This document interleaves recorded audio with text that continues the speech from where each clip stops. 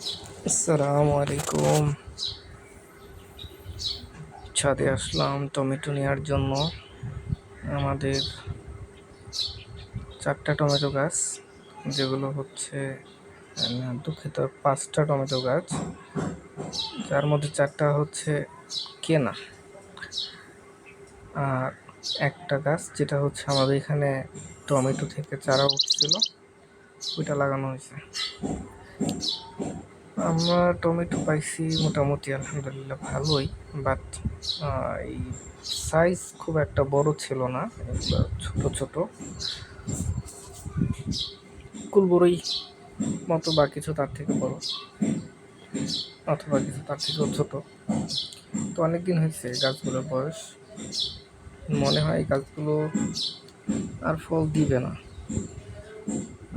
টমেটোগুলো আর বড় হচ্ছে না, এই অবস্থাতেই পেকে যাচ্ছে, কিছু মনে হচ্ছে যে নষ্টও হয়ে যাচ্ছে। তো ভাবলাম এগুলো তুলে ফেলি, তুলে এখানে হয়তো অন্য কোনো গাছ লাগানোর চিন্তা ভাবনা করবো। তো একটা গাছ থেকে আমাদের তোলা হয়ে গেছে, বাকি গাছগুলো থেকে তুলবো। কিন্তু এই বাকি গাছগুলো থেকে তোলার সময় একটা জিনিস খেয়াল করলাম যে কিছু টমেটো অনেক ছোট, যেগুলো দেখে মনে হলো যে এগুলো হয়তো বা নতুন এসেছে। আবার কিছু ফুলও দেখলাম, তো সব না তুলে কিছু রেখে দিলাম, যে আসলেও যদি এগুলো নতুন হয় তাহলে হয়তো বা আরেকটু বড় হবে। এখানে ছিল আমাদের হচ্ছে এই 4টা হচ্ছে আমাদের কেনা গাছ।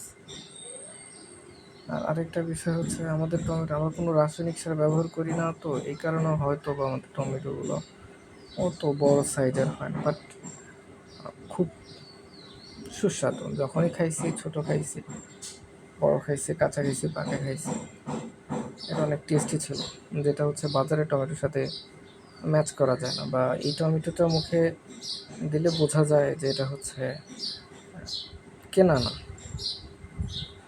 আর একটা গাছ আছে আমাদের, সেটা হচ্ছে এখানে হচ্ছে চারা পড়ছিল, চারা থেকে হচ্ছে আমরা করছি, ওটাতে যাবো একটু পরে।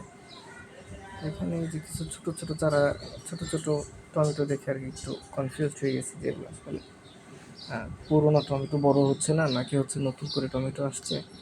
সাথে ফুল দেখাতে মনে হলো যে এগুলো হয়তো বা নতুন করেই ধরছে। এই যে এটা হচ্ছে আমাদের এখানে ছোট্ট একটা চারা হয়েছিল, হয়তো বা পাকা টমেটোর বীজ থেকে, সেইখান থেকে হচ্ছে এই টমেটো গাছটা হয়েছে। আর আমরা যখন লাগিয়েছি তখন অলরেডি সিজনের শেষের দিকে, এই কারণে হয়তো বা খুব ভালো একটা রেজাল্ট আসে নাই। তার মধ্যে একটা সমস্যা হচ্ছে যে আমাদের টমেটোগুলোর মধ্যে একটা স্পট পড়ে একবার নিচের দিকে, কালো কালো, অনেকগুলোতেই পড়ছে। কেন পড়ছে বা কী সমাধান জানা নাই। দেখি, আপনারা যদি জানা থাকে একটু জানাবেন, উপকৃত হব।